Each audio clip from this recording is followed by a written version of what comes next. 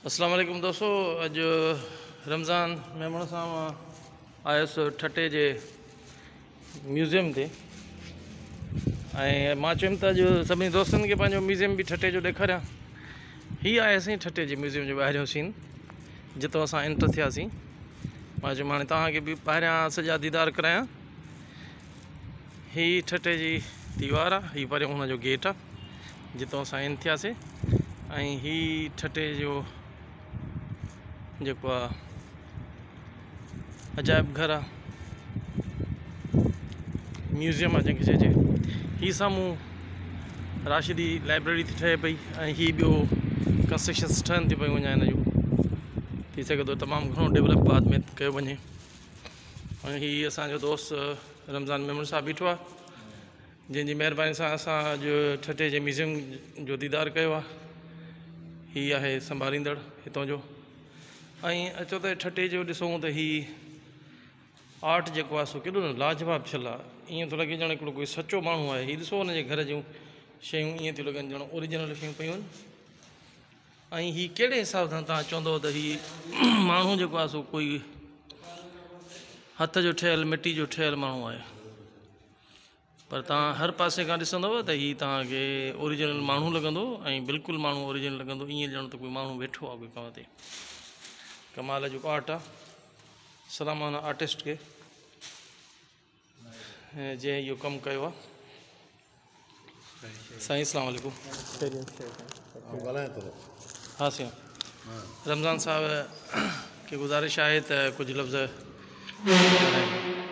रमज़ान मेमण। महिरबानी साईं इमजद दुरानी साहब, ऐं तव्हांजी महिरबानी जो तव्हां असांखे मौक़ो ॾिनो त दोस्तनि सां मुखातिबु थियण जो, कुझु ॿुधण जो, कुझु ॿुधाइण जो दोस्तनि खे।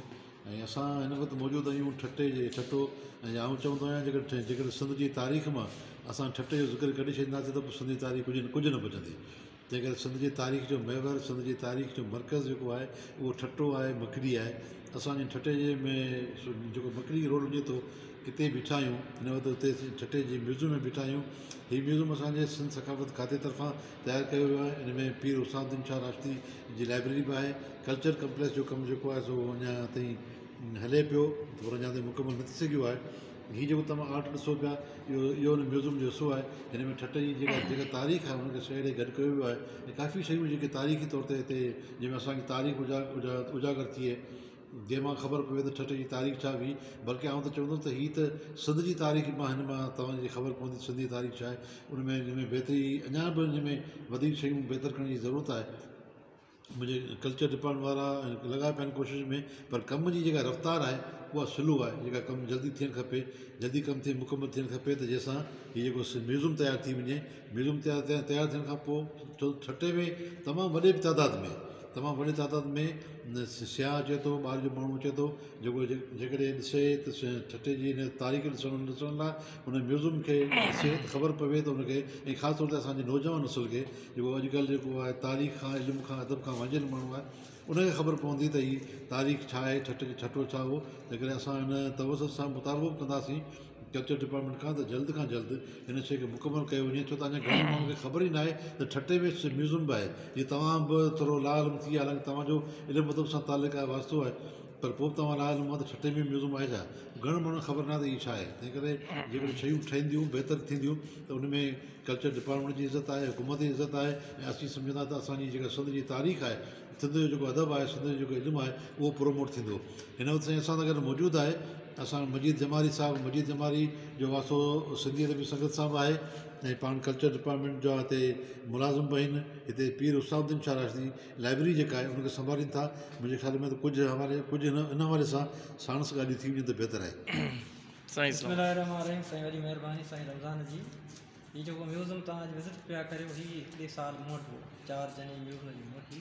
हीअ कल्चर डिपार्टमेंट जेको आहे ठटे में पहिरियों म्यूज़ियम जेको सो तयारु कयो आहे। जस हुजे असांजे DG आर्कियोलॉजी मंज़ूर अहमद कनासरे खे, जंहिं हेॾी महिनत ऐं कावशनि खां पोइ ठटे जो अजायब घर हिते ठाहियो आहे। हिन अजायब घर में सिंध जी पूरी तारीख़ लिखी वई आहे।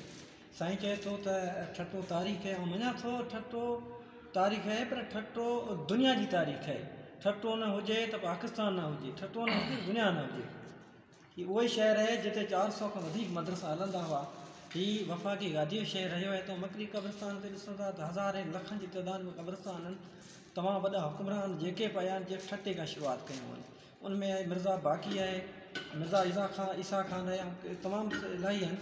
दूल्हे दरिया ख़ान आहे, ॼाम निज़ामुद्दीन समूह आहे, अहिड़ा तमामु खोड़ सारा आहे। शाहजहां बादशाह बि ठटे खां शुरूआति कई, जंहिंमें शाहजहां जी मस्जिद जो पहिरीं बुनियादु कयो रखी वियो। हाणे ऐं म्यूज़ियम जे हवाले सां असां जेको तव्हां सां ॻाल्हि कंदासीं त हिन म्यूज़ियम में जेकी तारीख़ जेकी ठटे जी आहे उहा सॼी तारीख़ जेकी हिस्ट्री आहे, जेकी लाइब्रेरी जेकी सॼी मौजूदु आहे, डेटा उन जे सैंपल मौजूदु आहिनि। हिन में रुॻो ठटो तारीख़ न आहे, पर हिन में मुंहं जो दड़े जी तारीख़ रखी वई आहे। सिंध जा जिते बि अजायब घर आहिनि उन जी सभिनी शयूं जेके हिते रखी वयूं आहिनि। ऐं इनशा ताला साईं चए थो कमु सुस्तु पियो हले त कमु तमामु सुठो हले पियो। इनशा ताला असांजो जेको मथां जेको मिनिस्टर जेको हींअर सरदार शाह आहे ऐं उन जी तमामु वॾी महिनत आहे। जेको DG आहे असांजा DG ॿ आहिनि, DG कल्चर्स आहे अनीमुल्ला शाही आहे, DG लाइब्रेरी जिला शेख आहे, DG आर्कियोलॉजी मंज़ूर अहमद कनासो आहे। तमामु सुठी महिनत आहे त बल्कि ठटो न पर पूरी सिंध में आर्कियोलॉजी जे हिसाब सां जेकी शयूं आहिनि उहे तमामु सुठे नमूने सां सेड़े रखनि। तमामु वॾी जेकी कोशिशि आहे इनशा ताला असांजे डिपार्टमेंट जेको आहे रुॻो म्यूज़ियम न आहे पर हिन असांजे डिपार्टमेंट जेके अदीब आहिनि, दानिश्वर आहिनि, शाइर आहिनि, फ़नकार आहिनि, उन सभिनी सपोर्ट कंदो आहे, बाक़ाइदा सपोर्ट कंदो आहे। ठटे जा जेके बि फ़नकार थींदो आहे उनखे वज़ीफ़ो मुक़ररु थींदो आहे, एॾो फंड माली लाइ ॾिनो वेंदो आहे। पहिरां कल्चर डिपार्टमेंट हैड सहकार करे थो। तव्हांजी वॾी महिरबानी। तव्हां ठटे जी तारीख़ जे हवाले सां जेके ॾिसंदव त क़ब्ले मसीह ईराननि हिते हमला कया, सिकंदर आज़म जेको आहे हिते हमला कया, ऐं सिकंदर आज़म खां पोइ जेको वेझड़ में तारीख़ आहे तव्हांखे मिलंदी ठटे जी, त ठटे में जेको कलाकोट हुयो जिते राजा ॾाहिर जेको आहे रहियल हो, जंहिंखे रावण जो क़िलो बि चयो वञे थो, उन रावण जे क़िले में मोहम्मद बिन क़ासिम अची हमिलो कयो हुयो। पर इन खां अॻु में हुन मोहम्मद बिन क़ासिम हेमकोट ते हमिलो कयो हुयो, जेको जयसीना राजा ॾाहिर जे पुट जो क़िलो हुयो। ऐं जयसीना हिकिड़ी झड़प न सही सघियो मुस्लमाननि जे हमले जी, ऐं हू जेको आहे सो फौरन भॼी वियो ऐं कलाकोट में वञी लिकियो। अच्छा साईं अब्दुल दुरान साहब, हिते जेके लिखिया विया आहिनि इहे पुराणा जेके सिक्का हूंदा हुआ, जंहिंखे कोइन खणी पाण चऊं, उहे सिक्का जेके तारीख़ माना पहिरीं जेके हूंदा हुआ सिक्का हलंदा हुआ। हाणे असां वटि पैसा हलनि था, उहा सिक्कनि जी जेकी तारीख़ हिस्ट्री आहे उहा तारीख़ साम्हूं लिखी पई आहे। असांजे म्यूज़ियम में उहे शयूं जेके मुनज़म करे रखियूं आहिनि, जेके तारीख़ पए, उनजी पिक्चर पए, उनजी डेटा सॼी पूरी रखी वई आहे। त मां तव्हांखे थोरो ॿुधाईंदो न त कला हलो ही बि सिक्कनि जो सिलसिलो आहे। जी ही सिक्का सिक्कनि जो जॾहिं निज़ाम थियो उन दौर जा सिक्का सिर्फ़ु अक्सर रखियो वियो आहे।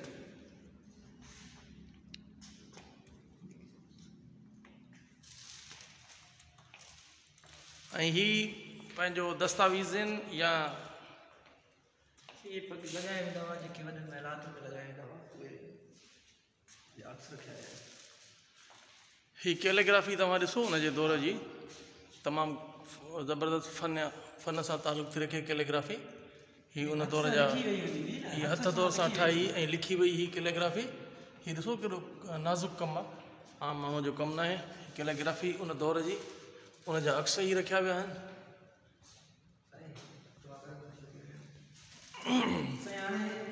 हितां खां असां शुरूआति कंदासीं। असां वटि सिंध जी पुराणी कड़ी जेकी आहे उहो असां वटि ढेरी कतींदा हुआ।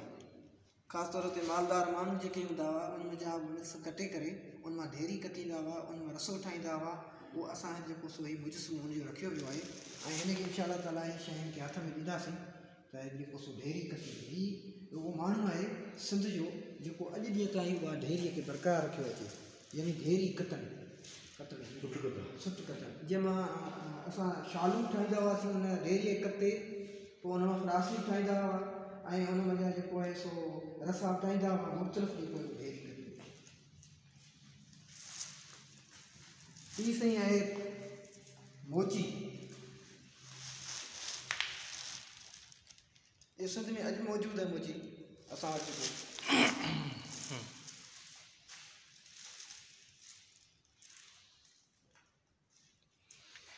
ही समय ऐं जाम तमाची जी ऐं जो फोटो बि तव्हां ॾिसी सॼो। ही अक्स थोरो पोर्ट्रेट ठाहियो आहे कीजर जो मंदिर आहे ऐं हीउ किंजर जो मंज़ूर आहे हीउ ॿेड़ियुनि जो नदी सां बेत आहे तो समुद्र गंदरी गंदरी उनमें पा हा रसी जे लॻा मता मांगे वठी इहो नदी सां बेत में लिखियलु आहे ऐं ससी नूरी जाम तमाशे वाक़ियो जेको आहे उहो सॼो सारो ठिठे सां ताले रखे थो कीजर सां ताले रखे थो खटो कीजर सां ताले रखे थो इहा नूरी हुई जंहिं जेको आहे सो माछियुनि खां ढल ख़तमु कराई हुई इहो हुनजी सूंहं हुनजो किरदारु ऐं हुनजी जेको आहे सलूण आहे सही काली ॾिसण में जेकी आहे बल्कि हींअर असां वटि नायाब थी चुकी आहे हुनजो असां अक्सर रखी छॾी वई कालीन जेकी हथ सां जेको सो उणी सिंध में कालीन ठहींदा हुआ सिंध में सुठो जेको आहे सुठो किथां जो कारोबार थींदो हो कपिड़ो जेको हो शानदार कपिड़ो हो उहो सिंध में ठहींदो हो हीअ जेको म्यूज़ियम में उहा शइ रखी वई आहे ऐं मूं अॻु में ज़िक्र कयो तव्हां सां तमामु हिकिड़ी सुठी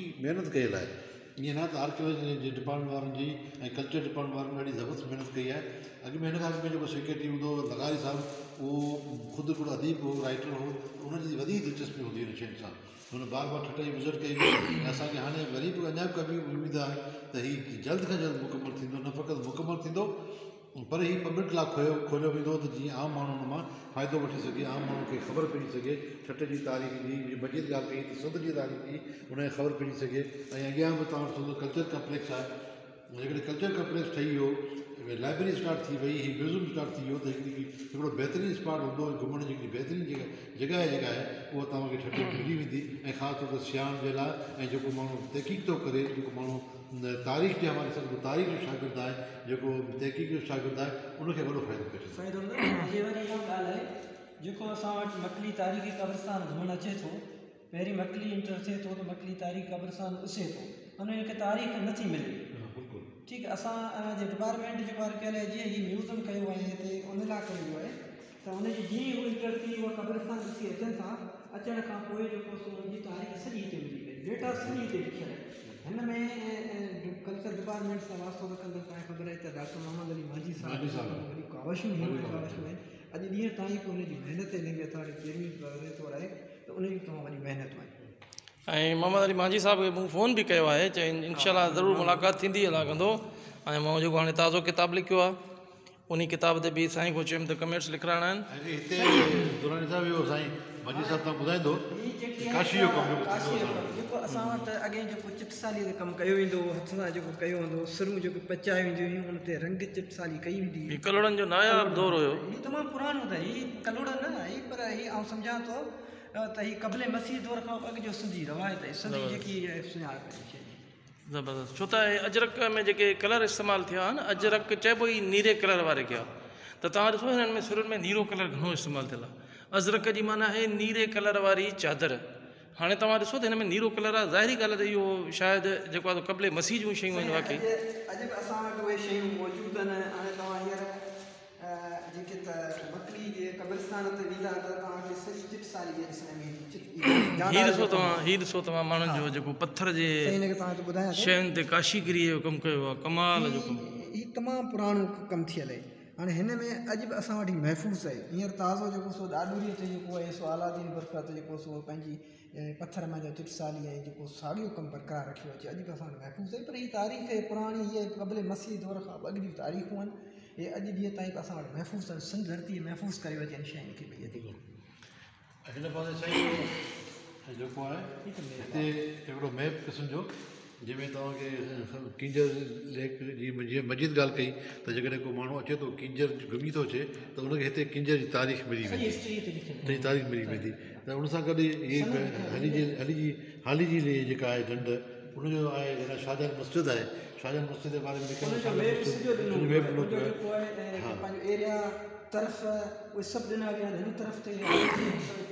ऐं हीअ जेका आहे सो असांजो पीर पठे ते जेको मोहम्मद बिन क़ासिम जो जेके मीनार ते टावर ते आहे उनजी तस्वीर आहे उते मस्जिद बि मौजूदु आहे ऐं उन पासे ऐं कलाकोट सिंध जी तारीख़ जी तव्हां ज़िक्र कयो कलाकोट जो हीउ कलाकोट जे आसार जी जो हिकिड़ो एक्स आहे जेको तव्हां ते नज़र अची सघे थो अचे पियो ऐं कलाकोट आहे हीअ जेको ईसा ख़ान तरफ़ां उनजे हवाले सां हिते इहा ॻाल्हि त हीअ असां वटि जेको हेठि जेका ॾिनल आहे इहो तव्हां थोरो शायदि हा हीअ साईं जाम निज़ामुद्दीन असांजो सिंध जो हिकिड़ो हाकारी किरदारु ऐं हिकिड़ो सखी किरदारु उनजी मज़ार आहे उनजो उनते जेका चिटसाली थियल आहे उन ते जेको कारीगरी जो कमाल जेको थियल आहे उहो कमाल जो कमु जाम निज़ामुद्दीन जी कमाल जी ॻाल्हि इहा पए त जॾहिं पंहिंजो शाह मुराद शाह शिराज़ी इन दुनिया वफ़ात करे वियो त उनजी जनाज़े नमाज़ जो जेको सवाबु हासिलु जाम निज़ामुद्दीन समय खे थियो। इहे तव्हां तारीख़ में ॻाल्हियूं ॿुधियूं इन में हेमकोट जेको ज़िक्र मूं कयो ऐं उहो हेमकोट हिन राजा ॾाहिर जे पुट जो हुयो जेको झंपी रमिया पर हीउ किले जो अक्स आहे जेको कलाकोट जंहिंखे रावण जो किलो बि चयो वेंदो आहे। सिंध जो तारीख़दाननि हिन खे लिखियो आहे बाक़ाइदगी सां ऐं इहो रावण जो किलो ई हुयो जिते मोहम्मद बिन क़ासिम अची हमिलो करे ऐं राजा ॾाहिर खे जेको आहे मारे विधो ऐं सिंध ते पूरो कब्ज़ो थियो ऐं सिंध जी तारीख़ में पहिरियों ई वाहिद ज़िलो आहे जिते सिंध जो पंहिंजो इस्लाम जो झंडो जेकॾहिं लॻो त उहो ठटे खां इस्लाम जो झंडो जी शुरूआत थी थिए ऐं सिंध में पोइ बाद में फैलियो ऐं पोइ वरी बरे सग़ीर पूरे में इस्लाम फैलियो त इहे ठटे जूं कलाकोट जे हवाले सां जेका तव्हां ॻाल्हि कई आहे त रावण जो किलो रावण चयो वञे थो हुन कलाकोट पर मोहम्मद बिन क़ासिम ऐं ॿियो राजा ॾाहिर जी जेका जंग आहे ऐं तारीख़ तौर ते हुन ते इलाही शयुनि जो इख़्तिलाफ़ रहियो आहे काफ़ी जॻहनि ते ऐं छो त तारीख़ में किथां बि इहा ॻाल्हि साबित नथी थिए त मोहम्मद बिन क़ासिम राजा ॾाहिर सिंध जी का नदी जी का बि हिकिड़ी छाड़ टुपी हिन पासे आयो आहे की तारीख़ में किथे बि ॻाल्हि साबित नथी थिए छो त हीअ विचां दरिया थो वहे ऐं जेकॾहिं हिन पासे जंग थी आहे ऐं मोहम्मद बिन क़ासिम हिते जंग कई आहे राजा ॾाहिर हिते शहीद थियो आहे त पोइ उहो वरी असांखे तारीख़ हवाले सां ॻाल्हि करणी पवंदी त राजा ॾाहिर का दरिया जी छाड़ टुपियो हो या कोन टुपियो हो। बहरहाल इहो तहक़ीक़ी हिकिड़ो बहस आहे तारीख़ी बहस आहे पर चवण जो मक़सदु इहा त असां जंहिं जॻह ते बीठा आहियूं उहो हिकिड़ी सिंध जी तारीख़ आहे सुठो हिकिड़ो कमु थियल आहे ऐं तव्हांजे तवसत सां मजीद जे तवसत सां असां हिकिड़ी तमामु सुहिणी शइ असांखे ॾिसण में मिली जंहिंखे ख़बर पए त ठटे में बि हिकिड़ो अजायब घर आहे ठटे में हिकिड़ो म्यूज़ियम आहे असां उमेदु था करियूं वरी बि उमेदु था करियूं त इनशा ताला हीउ बहितर खां बहितर थींदो। ॾाढो ज़बरदस्त साईं सभिनी सां कचहरी थी ऐं कलाकोट ते इनशा कचहरी अञा जारी रहंदी छो त नबी बख्श बलोच पंहिंजे किताब में ऐं चचनामे में इहो साबित कयो आहे त उहो ई कोट हुयो कलाकोट जंहिंखे रावण जो किलो चयो थो वञे ऐं इनशा इन तारीख़ खे अञा वधीक लिखिबो। तव्हांजो पंहिंजो अमजद दुरानी वॾी महिरबानी। अस्सलामु अलैकुम।